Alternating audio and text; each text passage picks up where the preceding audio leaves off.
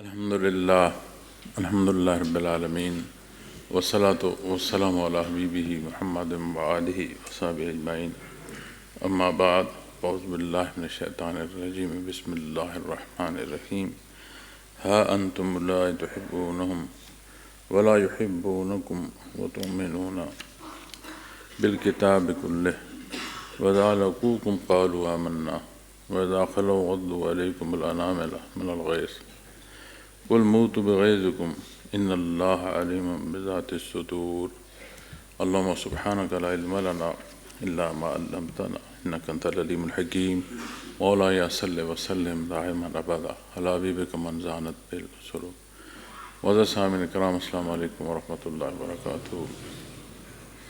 ارشاد باری تعالیٰ ہے، ہاں تم ہی وہ لوگ ہو جو ان سے محبت رکھتے ہو، وہ تم سے محبت نہیں رکھتے، اور تم تو ساری کتابوں پر ایمان لائے ہو، اور جب وہ تم سے ملتے ہیں تو کہتے ہیں ہم ایمان لائے، اور جب اکیلے ہوتے ہیں تو تم پر غصے سے انگلیاں کاٹتے ہیں۔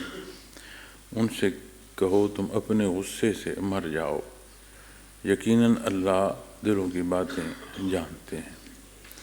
یہ جو متصل آیات ہیں یہ یہود و نصارہ یعنی اہل کتاب سے متعلق ہیں، اور خاص کر یہود کے ایسے واقعات ہیں کہ جو مفسرین کرام شان نزول کے زمن میں بیان فرماتے ہیں ان آیات کا۔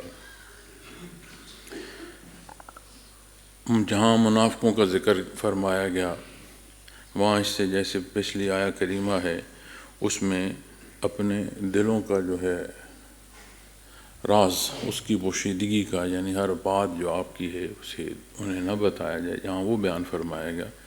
یہاں ایک بالعموم انسانی جو مزاج ہے اور ایک اس کے اندر ایک خاصیت اللہ نے رکھی ہے انسیت کی۔ لفظ انسان کو جب آپ بحث کریں گے تو اس کے معنی میں آتا ہے کہ وہ جو مل جل کر رہنے والا۔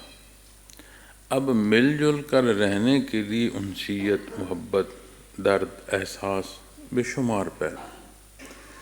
جب آج کی جدت کو ہم دیکھتے ہیں تو یہ جو اجتماع یعنی اجتماعی رہائشی ہیں، آبادیاں ہیں، لیکن ہر کوئی اکیلا رہ رہا ہے، اس کی بنیادی سبب بھی اس کا جو ہے وہ یہی ہے کہ یہ جو ملنے جلنے کا معاملہ ہے یہ انسانی زندگی سے ختم ہو رہا ہے، جوں ختم ہو رہا ہے، جوں احساس ختم ہو رہا ہے۔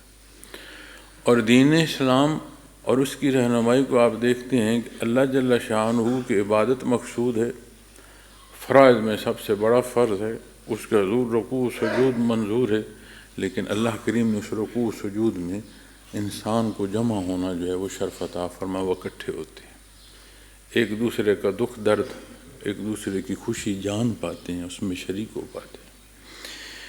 تو جو مزاج انسانی ہے مل جل کر رہنا، پھر ایک اور پہلو جو ہر ایک کا اپنا شعور ہے، عقل ہے، استعداد ہے عقلی، اس پر بھی ایک انحصار آتا ہے۔ اور منافق جو ہوتا ہے اور بے ایمان جو ہوتا ہے وہ شاطر ہونے کی جو کوشش ہے اس میں بھی لگا رہتا ہے۔ اس لیے کہ بندے مومن کو کوئی کسی طرف سوچنے کی ضرورت ہی نہیں ہے، اس کے سامنے سیدھا راستہ ہے، خدا ہے، اللہ نے اسے سیدھا راستہ عطا فرمایا ہے، اس نے اپنی طرف سے کوئی شے سوچنی نہیں ہے، نہ عمل کے پہلوؤں میں اور نہ نتائج کے پہلوؤں میں۔ عمل بھی اس نے عطا فرمایا، اس نے اپنی استعداد کو بروئے کار لاتے ہوئے خالص عمل کرنے کی کوشش کرنی ہے، اور یہ ایسی کیفیت اور حال ہے کہ بندہ بڑا سیدھا ہو جاتا ہے۔ مزاج کا یا کوئی بھی جو عقلی دلائل میں کمی بیشی ہو وہ بھی سیدھی ہوتی چلی جاتی ہے، اس کی برکت بھی ہوتی ہے اور مزاج کا حصہ بنتا جاتا ہے۔ اکثر یہ دیکھا گیا ہے کہ خاص کر کے جو دینی امور، پھر خاص کر کے جو صوفیاء ہیں، بعض دفعہ ان کی کئی باتیں جو ہیں وہ اچھی نہیں معلوم ہوتی، کہ شاید سخت بات کہہ رہے، حالانکہ وہ سختی یا نرمی کے پہلوؤں میں نہیں کہہ رہے ہوتے بزرگ، وہ آپ کو سیدھی بات بتا رہے ہوتے۔ تو وہ سیدھی بات ہضم کرنا جو ہے وہ بھی ایک، اس کے لیے بھی ایک حوصلہ چاہیے ہوتا۔ تو یہاں جو بات کی جا رہی ہے ہا انتم لا تحبونہم ولا یحبونکم، کہ تم تو محبت کرتے ہو، وہ تم سے محبت نہیں کرتے، یعنی وہ جو ایک انسانی مزاج کا تقاضا ہے اس میں بھی وہ تمہارے ساتھ منافق ہے۔ مزاج انسانی ہے، آپ اکٹھا رہتے رہیں تو آپ کو ایک انسیت پیدا ہونا شروع ہو جاتی ہے، لحاظ پیدا ہونا شروع ہو جاتا ہے۔ لیکن وہ جو مزاج انسانی ہے، یہ کفر جو ہے، یہ اتنی بری بلا ہے، بے ایمانی اتنی بدبختی ہے کہ وہ جو مزاج ہے انسان کا اس میں بھی نفاق پیدا کر دیتی۔ تو وہ جو یہود ہیں انہیں بڑی تکلیف ہوتی تھی کہ کوئی طریقہ، کوئی ذریعہ ایسا ہو کہ یہ جو مسلمانوں کی جماعت ہے اس کو نقصان پہنچایا جا سکے، حق کے راہ میں رکاوٹ بنا جا سکے، نعوذ باللہ نبی کریم صلی اللہ علیہ وسلم کو نقصان پہنچایا جا سکے، بڑی کوشش کی۔ بلکہ ایک واقعہ حضرت جی رحمۃ اللہ تعالیٰ علیہ بیان فرمایا کرتے تھے کہ کسی نے ابو جہل سے پوچھا کہ ایک اکیلا انسان ہے اور تم اتنے بڑے بڑے سردار جمع ہو تو اپنی راہ سے نہیں ہٹا سکتے، اتنی طاقت نہیں ہے تم میں؟ اس نے کہا کب کا ہٹا دیے ہوتے، لیکن وہ اللہ کا رسول ہے۔ تو اس نے پھر اس سے پوچھا کہ جب تم جانتے ہو کہ وہ اللہ کا رسول ہے تو پھر مانتے کیوں نہیں؟ ہم مان لیں گے تو ہمارا کیا رہ جائے گا؟ ذات کی تو نفی ہو جاتی ہے نا۔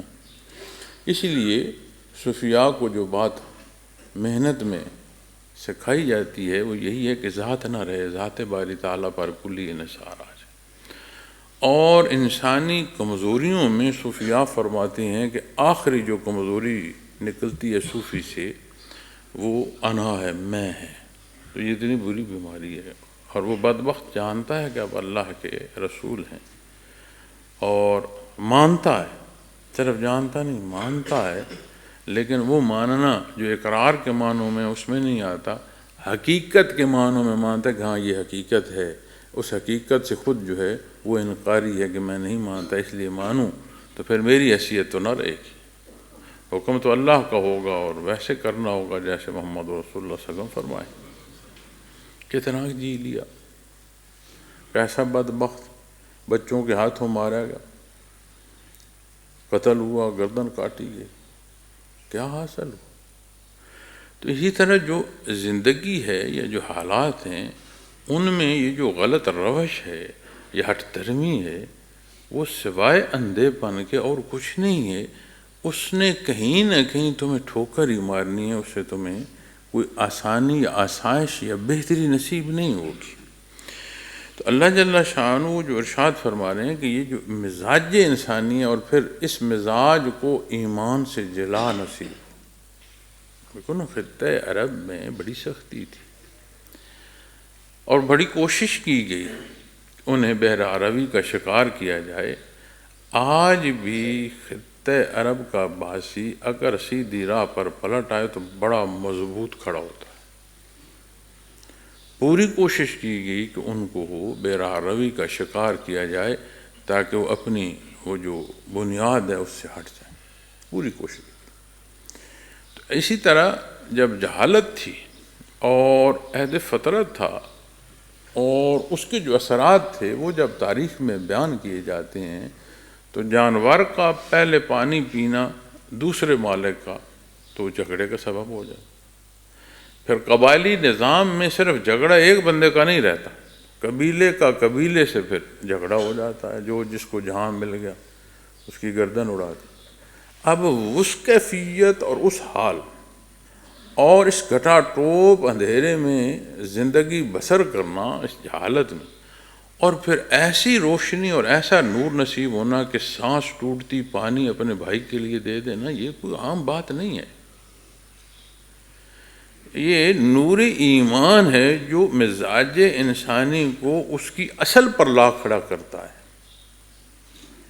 ایثار اور شکرانہ یہ بہت خوبصورت کیفیات ہیں انسان کی، ما سوائے ایمان کے ان کی اصل نہیں ملتی، اصل حاصل نہیں ہوتی۔ اور اللہ رب العالمین جو کائنات کا مالک ہے، جس نے مخلوق کو پیدا فرمایا، جس نے انسان کو پیدا فرمایا، اس کے مزاج پیدا فرمائے، کیسے حالات میں کون کیا کرے گا وہ تو بعد میں کرے گا، اس کی ذات پہلے جانتی، ازل سے جانتی۔ تو وہ فرما رہا ہے۔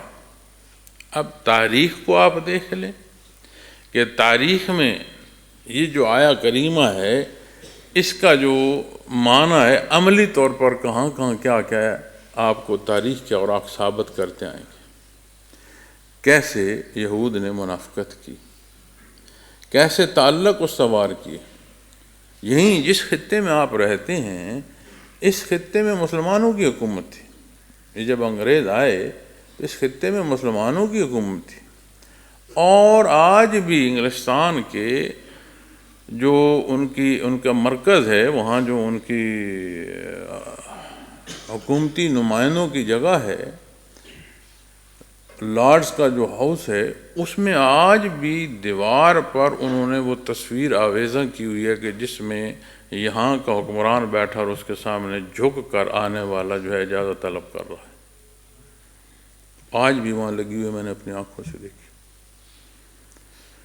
تو وہ کیسے داخل ہوئے، اور پھر بہادر شاہ ظفر کی وہ کیفیت اور حال دیکھیں جب اسے تھالوں میں اس کے بیٹوں کی سر رکھ کر کاٹ کر پیش کیے گئے اور رنگون کے قلعوں میں اسے دھکے دیے گئے۔ وہ وہی نسب تھا جس کے سامنے گھٹنے ٹیک کر اجازت لی تھی۔ کیا کیا اپنائیت دی گئی، کیا کیا باتیں کی گئیں، کیسے کیسے یہاں سے لوگوں کو خریدا گیا، اور کیسے کیسے شیر دل اللہ کے جو ہیں وہ اللہ کے نام پر قربان ہوئے، اور کیسی کیسی منافقتیں۔ یہ جو ایک بات ہی اور ایک موضوع ہی پیدا ہو گیا کہ یہ میر جعفر اور میر صادق ہیں، وہ صرف دو کرداروں کا نام نہیں ہے، ایک خصلت ہے۔ تو کیسے کیسے میر جعفر اور میر صادق جو ہیں آج بھی ہمارے معاشروں میں پیدا کیے جاتے ہیں، اور مزاج انسانی کا استعمال کیا جاتا ہے۔ آپ آئے روز نہیں دیکھتے انسانیت انسانیت انسانیت، جانوروں کے حقوق جانوروں کے حقوق، خواتین کے حقوق، کمزوروں کے حقوق، روز آئے روز نہیں باتیں سنتے آپ میڈیا پر؟ اور ہمارے ہاں سیمینار منعقد کیے جا رہے ہوتے ہیں۔ ان تمام امور کو شروع کون کر رہا ہے؟ کبھی جائزہ لیا؟ یہ جو ہم ایک بھیڑ چال کی طرح پیچھے چلے جا رہے ہیں، اور ہمیں نہیں معلوم کہ اسلام نے انسانیت کے حقوق کیا مقرر فرمائے۔ ہمیں نہیں معلوم کہ اسلام کے ماننے والوں میں وہ جو نہ ماننے والوں کی گنجائش ہے اور کوئی دے نہیں سکتا جو اللہ نے اپنے حکم میں دی ہے۔ غیر مسلم کا تحفظ تک کا حکم ہے، اور جو خاتون کو عزت و احترام اسلام نے جن رشتوں سے دیا ہے، وہ جو یہ لفظ صرف عورت لے کر کھڑے ہوتے ہیں، کیا اس لفظ عورت کے ساتھ وہ عزت جڑ سکتی ہے؟ کیا فرق پڑے؟ اس بات کو سمجھنے کی ضرورت ہے کہ جو ہمارے معاشرے کی روش ہے، ان منافقوں کے پیچھے چلنے سے اس میں اور خرابی پیدا ہوگی، کوئی بہتری کی صورت نہیں آئے گی۔ اور اللہ جل شانہ فرما رہے ہیں اس سے بڑھ کر کس کی بات پر اور مسلمان کو اعتماد اور یقین درکار ہے کہ اسے اللہ رب العالمین ارشاد فرمائے۔ اور نبی کریم صلی اللہ علیہ وسلم کو ارشاد فرمایا جا رہا ہے، اور آپ کے اصحاب کے ساتھ جو زندگی بسر ہو رہی ہے یہود و نصارہ کی اور کافر و مشرکین کی، ان حالات پر بیان فرمایا جا رہا ہے۔ تمام دنیا کے جو مسلمان ہیں، اول و آخر، غیر انبیاء میں انہیں آپ جمع کریں، اور تمام صاحب ایمان ہوں، بلند ترین ایمان کے درجوں مجھے بتائیں، صحابہ کرام رضوان اللہ علیہم اجمعین کی جو خاک ہے جوتے کی، اس کے برابر ہو سکتے ہیں؟ تو کنہیں فرمایا جا رہا؟ ان ہستیوں کو جنہیں معیت محمد رسول اللہ صلی اللہ علیہ وسلم۔ ہم کہاں ہیں؟ ہم نے اپنی لیے رہنمائی کہاں سے لینی ہے؟ یہ جو جدت کی سکرین ہم نے اپنی جیبوں میں رکھ رکھی ہے، اسی سے لینی ہے؟ تو پھر یہی حال ہوگا جس حال سے آج ہم دوچار ہیں۔ مسلمان کو نقصان پہنچا کر فخر میں ہے، مار کھا کر دیکھ رہا ہے، جیسے مار پڑ رہی اور مسلمان دیکھ رہا ہو کہ ہاں مارا جا رہا ہے۔ یہ کیا، یہ رجحان ہے؟ کیوں ہے؟ یہ نتائج ہیں۔ دیکھیں جس طرح کا عمل ہوگا نتیجہ مختلف ہوگا یا ویسے ہوگا جیسے عمل ہو؟ تو اللہ رب العالمین کیا ارشاد فرما رہے ہیں؟ ہاں تم ہی وہ لوگ ہو جو ان سے محبت رکھتے ہو اور وہ تم سے محبت نہیں رکھتے۔ جب جہاں انہیں موقع ملتا ہے سانپ کی طرح انہوں نے ڈسنا۔ اب یہاں ایک بات سمجھنے کی ضرورت ہے، انسانی جو تعلق ہے اس سے اسلام منع نہیں فرماتا۔ وہ جو دلی لگاؤ ہے، وہ جو ایک کیفیت ہے محبت کی، وہ اس سے منع فرمایا جاتا۔ وہ جو اپنائیت جانی جاتی ہے وہ فرمایا جا رہا ہے یہ درست نہیں، تم کرتے رہو، وہ تم سے دشمنی ہی کریں گے۔ جسے تاریخ میں اٹھائیں دیکھیں۔ اب اس کو اگر حل کے معنوں میں دیکھیں تو جو فرمایا جا رہا ہے اس پر عمل کرو۔ کہاں انسانی حقوق سلب کرنے کا اسلام فرما رہا ہے؟ اپنے تحفظ کا ارشاد فرما رہا ہے، اصولوں اور ضابطوں کا ارشاد فرما رہا ہے، اور ان تعلقات کو حدیث شریف میں دیکھ رہا تھا لیلۃ القدر کی نسبت، اور اس میں بخشش کے پہلوؤں میں کہ جب فرشتے پلٹتے ہیں لوگوں کے حالات عرض کرتے ہیں، اور جو بخشش کے پہلوؤں میں ارشاد فرمایا گیا اس میں نبی کریم صلی اللہ علیہ وسلم نے فرمایا کچھ ایسے افراد جن کی خصلتیں ایسی ہیں کہ انہیں یہ بخشش نصیب نہیں ہوگی، اور ان میں ایک قطع رحمی والا ہے۔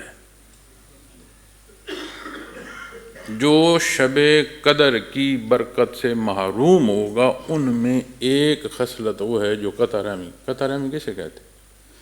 رحم کے رشتے کون سے ہوتے ہیں؟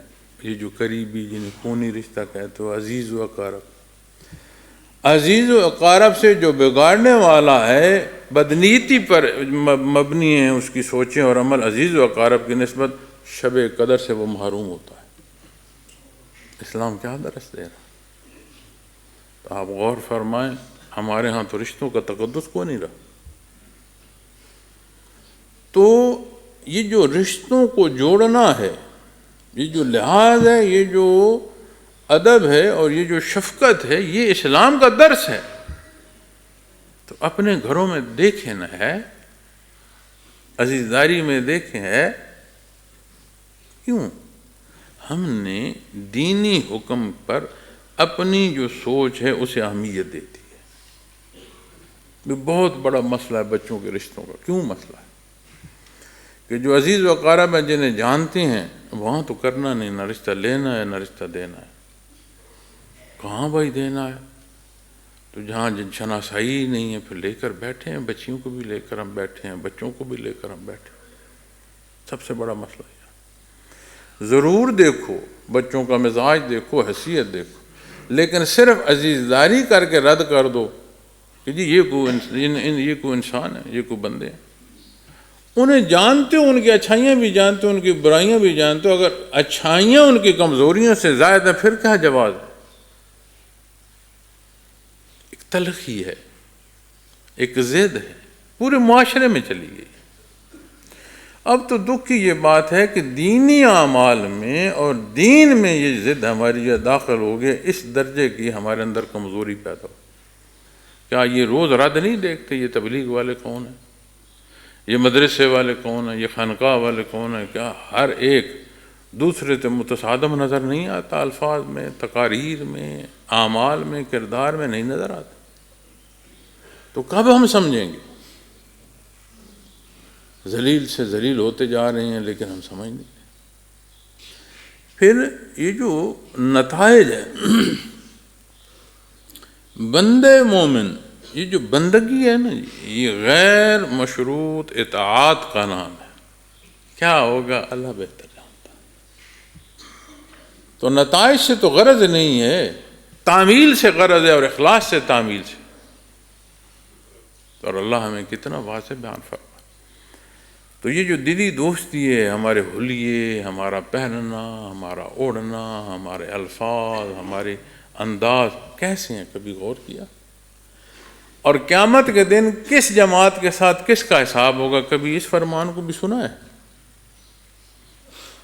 جو حلیے، جو پسند ہوگی اسی قوم کے ساتھ حساب، ٹائی بوٹ پہن کر پھر حساب انگریزی میں ہم کرائیں جا کر۔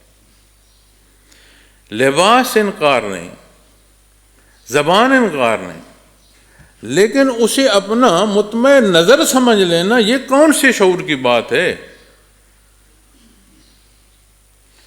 دیکھتے ہیں پوری دنیا میں لوگوں کی ایسی زبان ہے اور اتنی سخت زبان ہے کہ بندہ حیران ہوتا ہے۔ کئی زبانیں تو ایسے ہیں، الفاظ ایسے نکلتے ہیں جیسے کسی ڈبے میں پتھر اور روڈ ڈال کر ہلاؤ نا، گڑ گڑ گڑ گڑ ہو رہے، ایسے زبان، اور لوگ بول رہے ہیں، دھڑلے سے بول رہے ہیں۔ اور یہاں ہم دیکھتے ہیں کہ باہر سے ڈیلیگیشن آ گیا، یہاں ہمارے جو مقتدر حلقے ہیں باہر چلے گئے، جانتے نو تو سمجھ نہیں آتی لباس سے یا زبان سے کہ ہمارا کون ہے اور آنے والا کون ہے، جو گیا ہے اس میں ہمارا کون ہے اور جو آگے اسے ریسیو کر رہا ہے ان کا کون، کوئی سمجھ نہیں آتی اگر آپ جانتے نا۔ یہ کیا ہے؟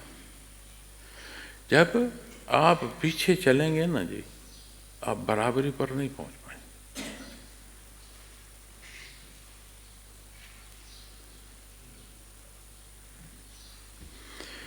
تو اللہ رب العالمین جو ارشاد فرما رہے ہیں، ہاں تم ہی وہ لوگ ہو جو ان سے محبت رکھتے ہو اور وہ تم سے محبت نہیں رکھتے۔ وَتُؤْمِنُونَ بِالْكِتَابِ كُلِّهِ، تم تو وہ ہو، تم تو ساری کتابوں پر ایمان لائے ہو، تمہیں تو اللہ نے یہ شرف بخشا کہ وہ اہل کتاب، جو اہل کتاب ہونا کہہ رہے ہیں وہ نہیں مان رہے۔ تورات میں اور اناجیل کی انجیل میں کیا ان کتب سابقہ میں نبی کریم صلی اللہ علیہ وسلم کا ذکر نہیں؟ کیا قرآن نہیں فرماتا جیسے کوئی اپنی اولاد کو پہچانتا اس سے بہتر ہی آپ کو پہچانتے ہیں؟ تو کیا وہ ان کتب کا حصہ نہیں تھا؟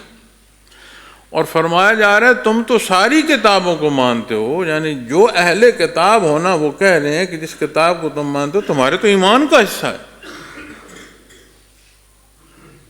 لیکن وہ اپنی کتاب کے خود انکاری ہیں، چونکہ آدھ حصے کو مانتے ہیں اور آدھ حصے کا انکار کرتے ہیں۔ جو شے انہیں پسند ہے اسے مانتے ہیں، جسے نہیں پسند کرتے اس کا انکار کرتے ہیں۔ اگر کلی طور پر اہل کتاب ہوتے تو کیا یہ مشرک ہوتے؟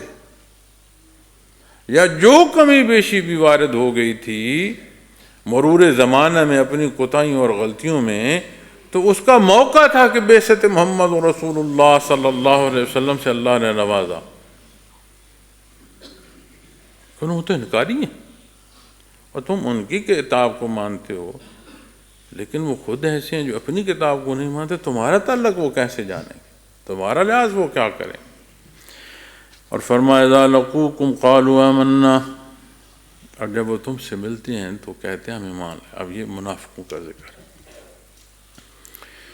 منافق جو ہے اس کے ساتھ جو سزا آخرت کی تو قرآن بیان فرما رہا ہے کہ دوزخ کے نچلے درجوں میں اس کا درجہ ہے، حیات میں بھی اس کی جو ہے نا وہ تڑپ وہ جاتی نہیں، ہر وقت وہ ایک جلن پر ہے، ایک آگ پر ہوتا ہے۔ اور دین اسلام پر عمل پیرا ہوتے ہوئے بندہ بڑا سیدھا چلتا ہے، سادگی، جب سیدھا بندہ چلتا ہے نا جی تو مزاج میں سادگی پیدا ہونا شروع ہو جاتی۔ حالانکہ دنیا میں سادے کو بے وقوف سمجھا جاتا ہے، اگر کوئی نبی کہے تو بے وقوف سمجھا جاتا ہے۔ اور میں یہ سمجھتا ہوں کہ دینی تعلیمات کو دیکھیں تو سادہ بندہ تو بڑا سکھ میں رہا، نہ یہاں اس نے ایچ پیچ کی، سیدھا سیدھا اللہ پر انحصار کیا، اور جب وہاں پہنچا تو وہ ایچ پیچ ہے کوئی نہیں، اس کا حساب سیدھا سیدھا ہے، وہ اسے تو رعایت ہی رعایت نصیب ہو، اور دنیا اسے کہتی ہے بے وقوف۔ تو دنیا کے جو ضابطے ہیں وہ اگر قرآن اور سنت پر نہیں ہے تو یہ بے وقوفی ہے۔ بڑے بڑے بادشاہ، جاہ و جلال، خدام، لشکر برزخ میں جب اترتے ہیں تو کوئی سلامیاں نہیں ہوتی، اعمال کے پیش نظر ملک الموت گرفت کرتا ہے، اسے کسی جاہ و جلال سے رکاوٹ نہیں ہے، مال و دولت اور طاقت اسے نہیں روک سکتی۔ ملک الموت جب وارد ہوتا ہے تو یہ جتنے حیثیتیں ہیں یہ دھری کی دھری رہ جاتی ہیں، اور برزخ میں جب وہ بندہ اترتا ہے تو ایک یہاں دیکھیں کہ یہاں کیا برزخ پردے کو کہتے ہیں، ایک پردہ ہے، اور یہ عارضی رہائش گاہ ہے قیامت تک کے لیے۔ تو یہ جو پردہ جب یہ کروٹ لیتی ہے نا زندگی، او جاہ و جلال سے، اللہ ہی بہتر جانتا ہے پھر کیا حال ہوتا ہوگا ان کا،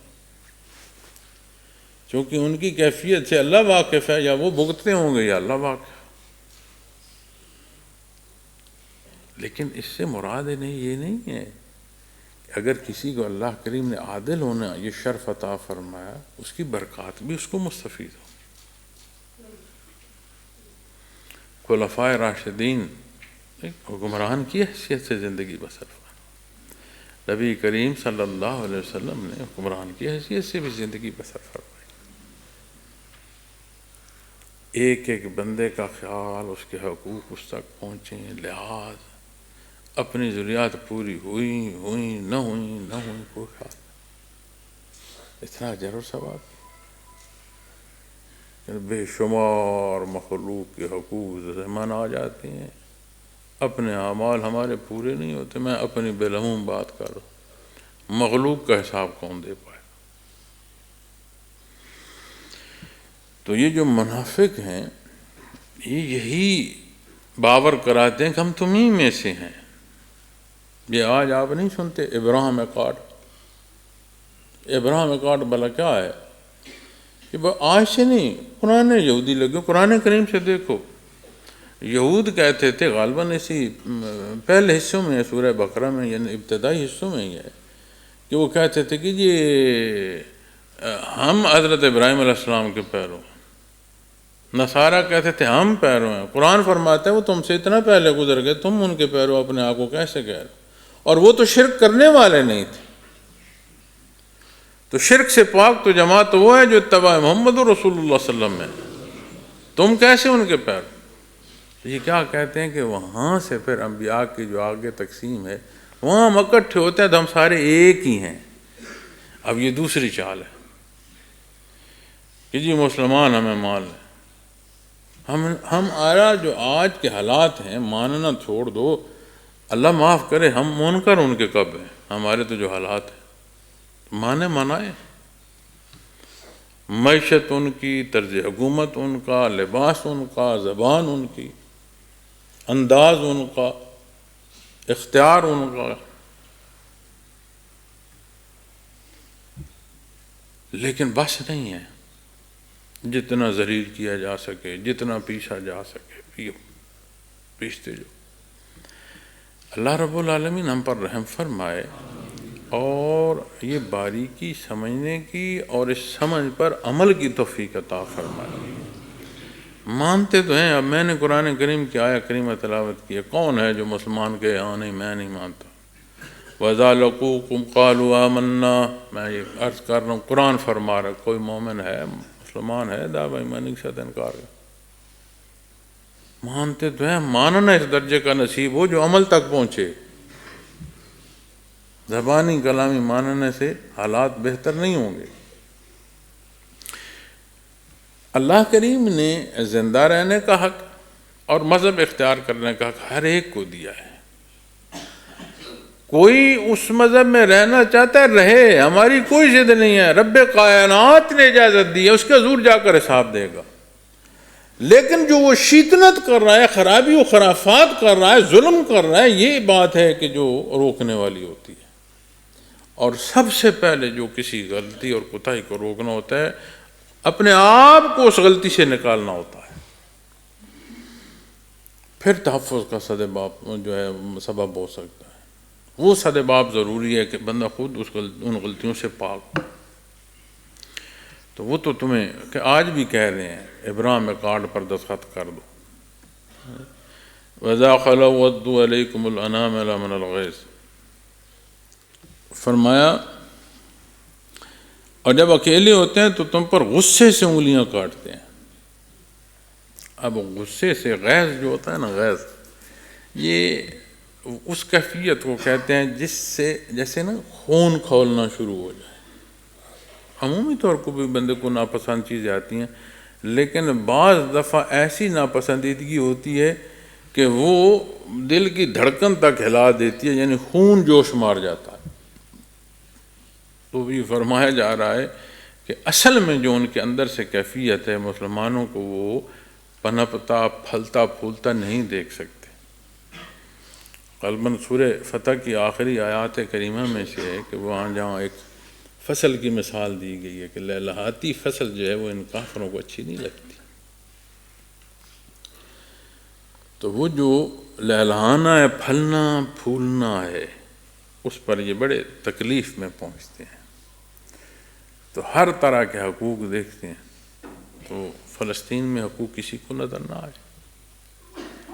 یہ جو دوائیوں کے تجربے انسانوں پر کیے جاتے ہیں، یہاں کون نہیں انسانیت نظر آتی۔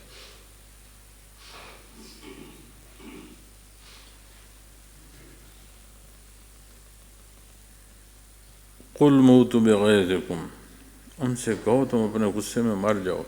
یعنی اے میرے حبیب صلی اللہ علیہ وسلم، ان کی یہ سزا ہے کہ یہ اس اپنی غصے میں ہی بھی یہاں بھی جو ہے یہ جلتے رہیں گے، سڑتے رہیں گے، تکلیف میں رہیں گے۔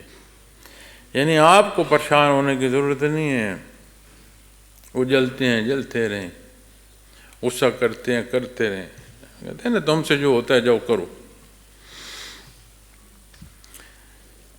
ان اللہ علیم بذات الصدور، یقیناً اللہ دلوں کی باتیں جانتے ہیں۔ سبحان اللہ۔ محترم سامعین کرام، آپ جب صفات باری تعالیٰ کو دیکھتے ہیں نا، ذات باری تعالیٰ کو مخلوق جو ہے وہ اس لیے منع فرمایا گیا کہ سوچیں بھی نہیں اللہ کی ذات کو، چونکہ مخلوق محدود، اس کا ذہن شعور محدود، اس کے ادراک کے پہلوؤں کو رسائی نہیں ہے ذات باری تعالیٰ سے۔ صفات بیان کی جاتی ہیں تو صفات سے ادراک نصیب ہوتا ہے اور ایمان کی اور پختگی پیدا ہوتی ہے۔ کلی طور پر نہیں جان پاتا صفات کو، لیکن اپنے اپنے شعور اور اپنے اپنے اعمال اور اللہ کی عطا سے صفات کو جو وہ سمجھتا ہے، اس سے ذات کی بڑائی کا اندازہ ہوتا جاتا ہے کہ وہ کتنا عظیم ہے، کتنا بڑا ہے۔ اللہ اکبر، سبحان اللہ۔ تو جب صفات کی بات آتی ہے تو وہ تو دلوں کی بات جانتا ہے۔ اور جب آپ صفات باری تعالیٰ پڑھتے ہیں، تلاوت نصیب ہوتی ہے، اس کی تفسیر شرح کے پہلو میں حدیث مبارکہ دیکھتے ہیں، یقین مانے دل کیا اٹھتا ہے کہ یہی سزاوار ہے رب کائنات کی ذات کو۔ جانے کیسے اندھے اور کیسے کند مخلوق ہے جو بتوں کو سجدہ کرتی ہے، یہی صفات سزاوار ہے ذات باری تعالیٰ۔ ان اللہ علیم بذات الصدور، یہ کیفیت نصیب ہو جائے محترم سامعین کرام، کیفیت نصیب ہو جائے تو پھر متوجہ ہو جائیں گے۔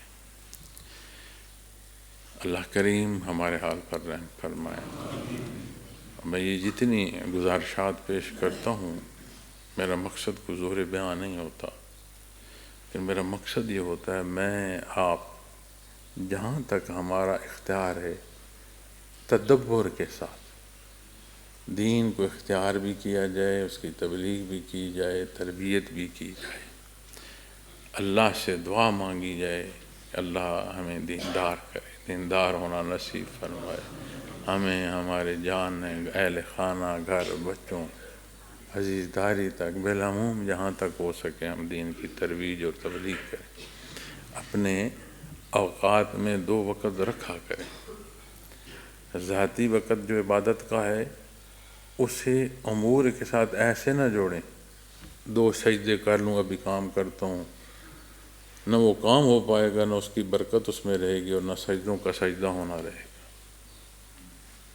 جب رکوع سجود کی بات آئے تو کٹ کر رکوع سجود کریں، جو ہوگا دیکھا جائے گا، متوجہ ہو جایا کریں.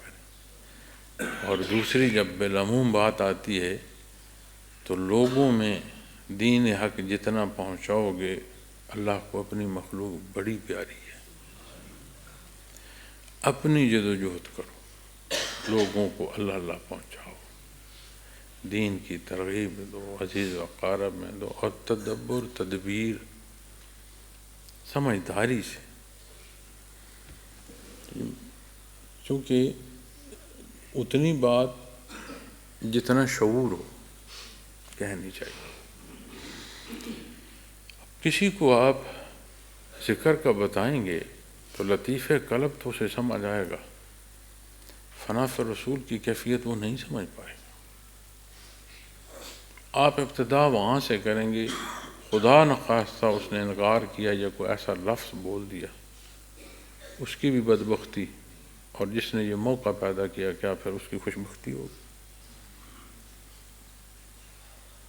اس لیے جب آپ ذکر کی دعوت دیتے ہیں تو وہ جو قلبی کیفیت ہے اس پر بات فرمائیں. لوگ وہ استعداد، وہ طلب، آپ دیکھیں تو طلب کی تو جب بات آتی ہے تو حیرانگی ہوتی ہے. میں خود جہاں سارا دن جب بیٹھتا ہوں تو سینکڑوں تعویذ لکھتا ہوں، اور انگلیاں زیادہ ہیں میرے اس ہاتھ پر. اس سے کم بندے ہوتے ہیں جو اللہ اللہ سیکھنے آتے ہیں. جب اٹھتا ہوں ہوش کوئی نہیں ہوتا، بندہ بالکل نہ، ذہن بھی اس طرح ہو چکا ہوتا. جو آتا ہے اس کی بات، وہ اس کا انداز، وہ جس کا کوئی تعلق نہیں ہے ذکر سے. تو جب آپ کسی کا علاج کرتے ہیں، اور خاص کر کے جو روحانی علاج ہوتا ہے، اس کی باطنی تو باطنی، اس کی ظاہری جو تکالیف ہیں ان کا اثر بھی وارد ہوتا ہے. اور مجھے بتائیں کہ سارا دن بیٹھ کر باقی سارے امور چھوڑ کر اس میں یہ میری 5 انگلیاں زائد ہیں، بالعموم اس سے کم بندے ہوتے ہیں جو اللہ اللہ سیکھنے آئے ہوں. پھر ہم کس روش پر ہیں؟ تو اس لیے 2 حصے جو کہیں ہیں کہ اس میں اپنی عبادت کو بھی توجہ دیں، اپنے معمولات کو توجہ دیں، اور صرف میں ذمہ دار نہیں، یا جن کی ذمہ داریاں ہیں وہ ذمہ دار، ہم سارے ذمہ دار ہیں. کیا اس جماعت کا حصہ ہونا پسند نہیں ہے کہ میں بھی سلسلہ عالیہ سے ہوں؟ ایک بار میری اس جب بات کو سوچے تو صحیح، میں نے کیا کہا، میں بھی اس صف میں ہوں جسے کیفیت محمد رسول اللہ صلی اللہ علیہ وسلم نصیب. یہ کوئی نہیں دعویٰ. اس دعوے کو سوچو تمہارا پورا وجود شریر کام جائے. کتنا بڑا اللہ کا احسان ہے. زندگی رکوع سجود میں بسر ہو جائے تو بھی شکرانہ ادا نہ ہوگا کہ قلب اثر محمد رسول اللہ صلی اللہ علیہ وسلم سے جڑنا نصیب ہے. کیوں عام بات ہے. ہماری کمزوریاں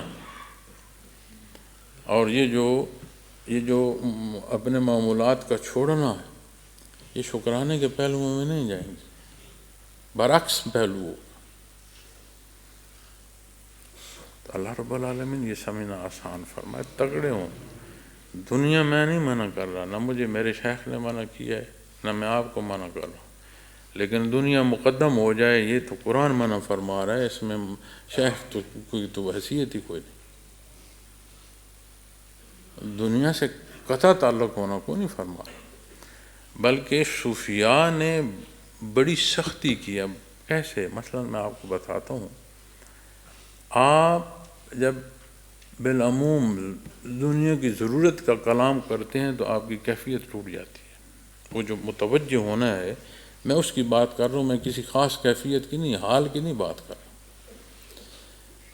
کہ وہ جو متوجہ ہونا ہے یعنی غافل نہ ہو، غفلت کا پردہ نہ ہو. تو جب آپ دنیا کی طرف توجہ کرتے ہیں تو پھر غفلت کا پردہ پڑنا شروع ہو جاتا ہے عمومی زندگی کے امور میں.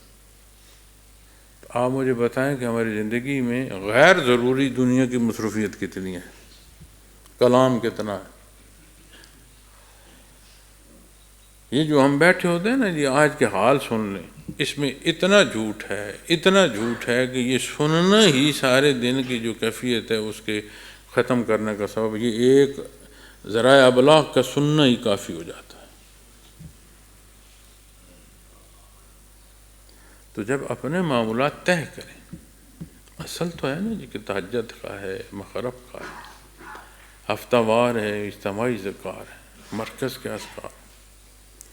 ذات کو منہا نہ کریں کہ آپ آج اگر مرکزی ذکر نہیں ہے تو اپنا رہ جائے، نہیں، مضبوط ہو کر کریں. دیکھیں نا، از خود نہیں ہوگا، یہی امتحان ہے. مگر نہ اہل جنت کے ضمن میں فرمایا گیا کہ جیسے تمہاری سانس ہے اس طرح ان کے ساتھ اللہ کا ذکر جڑ جائے گا. وہ جو اہل جنت کی ہمہ وقت کی کیفیت ہے اسے اختیار کر رہے ہو اس دار فانی میں.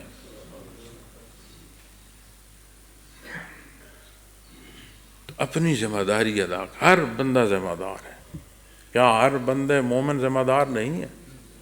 ہر صوفی ذمہ داری سے پھر کیا وہ ذمہ دار نہیں ہوگا؟ وہ اس سے مستثنا ہوگا ذمہ داری سے.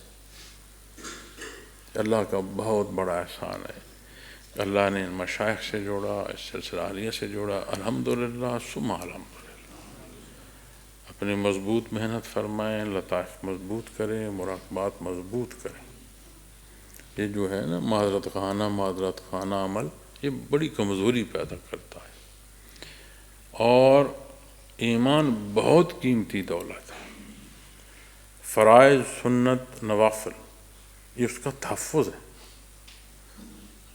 ورنہ شیطنت جو ہے وہ ہر لمحے اس در پر ہے کہ ایمان ضائع ہو اس کا. اور جب بندہ متوجہ اللہ ہونے کی اپنی تئیں پوری لگا ہوتا ہے کمزوریوں کے باوجود، اللہ اسے حفاظت فرماتے ہیں. ہمارے کچھ کرنے سے کچھ نہیں ہے، اس کے حفاظت فرمانے سے ہی سارا کچھ ہے. انحصار تو کو کرے. تو یہ جو لطائف ہے بڑی بنیادی اور اصل ہے. تو یہ جو بتایا جاتا ہے نا کہ ہمیں شرائط برائے مراقبات، اس لیے نہیں ہے کہ کسی کو پابند کرنا ہے، اس لیے ہے کہ کم از کم اس قابل تو بندہ ہو کہ اسے اپنے اسباق کی سمجھ. بندے کی رضا کو نہ دیکھیں جو ذمہ دار ہیں، صاحب مجاز ہو یا امیر ہو، بندے کی رضا کو نہ دیکھیں، اللہ کی رضا کو دیکھو. وہ بندہ بھی راضی رہے گا تم سے. بندے کی رضا اور اس کی خوشی کو دیکھتے رہو گے تو کام ایسا ہوگا جس سے جواب طلبی آ جائے گی. ایک بندے کے اندر اہلیت نہیں ہے، صرف وہ راضی اور خوش ہو جائے، آپ سے چلو تمہیں اگلا سبق کراتا ہوں. یہ جو اختیار ہے یہ ذاتی نہیں ہے، ودیت کیا گیا ہے، دیا گیا ہے. اور جو دیا گیا ہے اس کے کو اصول اور ضابطے ہیں. ان ضابطوں اور ان اصولوں کو دیکھو، اس کی تربیت ہو، اس کی بہتری اس میں ہے جس میں وہ اس قابل ہو کہ اس کے اسباق چل سکیں. مخالف جو شیطنت ہے وہ کوئی کسر نہیں چھوڑ رہی ہے. دیکھو نا قرآن کریم کیا فرما رہا ہے، ہا انتم لا تحبونہم ولا یحبونکم. یہ جو برائی ہے اس کی تم سے کوئی محبت نہیں، تم اس سے کیوں لپٹے چلے جا رہے ہو. تو اپنے بنیادی جو اسباق ہیں مضبوط فرمائیں. خلق کی اخیر ہے، سدرۃ المنتہا آخر آ جاتی ہے. عرش شروع ہو جاتے ہیں، اس سے آگے عرش کی پھر اخیر پر کل خلق کی تمام ہے، پھر آگے امر شروع ہوتا ہے۔ تو جب عرش کی ابتدا ہوتی ہے اس خلق میں، اور یہ جو نیچے نظام ہے سارا، اس سارے کا جو جیسے لوح محفوظ آپ کہہ رہے ہیں، جیسے ایک انتظامی ڈھانچہ ہوتا ہے، آپ اس سے گزر کر احادیت جو ہے اس کا سبق شروع ہوتا ہے، اور بنیاد جو وحدانیت باری تعالیٰ ہے، وحدانیت باری تعالیٰ، توحید جو بنیاد ہے ایمان کی، جس پر پورا اگر کہیں نا کہ ایمان ایک عمارت ہے تو اس کی بنیاد توحید ہے۔ احادیت کیا ہے؟ وحدہ لا شریک لک یا اللہ، اور جسے احادیت نصیب ہو وہ پھر لگی لپٹی کرے گا، پھر وہ لوگوں کو دیکھ کر بات کرے گا۔ آپ مجھے دیکھ رہے ہیں، سمجھ آ رہا، کیا میں اپنے اللہ کے روبرو نہیں؟ تو میرا ایمان اس بنیاد پر مضبوط ہوگا، آپ میرے روبرو ہوتے ہوئے میرے لیے بعید ہوں گے۔ اولیت کیا ہوگی؟ میرے اللہ کی ہوگی، اور وہ مضبوط نہیں ہوگا، اللہ کے روبرو ہوں میں، آپ کو راضی کرنے میں لگا رہوں گا اور آپ بھی راضی نہیں ہوں گے۔ تو اس لیے ان اسباب کو عمومی نہ جانیں، یہ تو جوں وسعت نظری آئے گی لیکن زندگی کروٹ لے چکی ہوگی۔ برزخ میں جا کر جانو قدر و منزلت کہ لطیفہ قلب کیا ہے، تو کیا پلٹ کر پھر موقع ہوگا عمل کا؟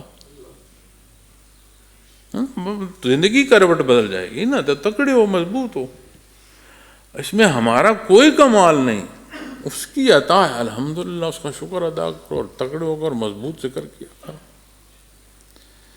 میں کتنی ہی میرے پاس مثالیں ہیں کہ کافر و مشرک تنگی اور تکلیف کی نسبت سے آئے علاج کے لیے، اور میں نے انہیں اللہ اللہ بتایا، یقین مانے بے ایمان ہوتے ہوئے وہ کہتے ہیں اس سے کچھ ہوتا ہے، ایمان نہیں لائے۔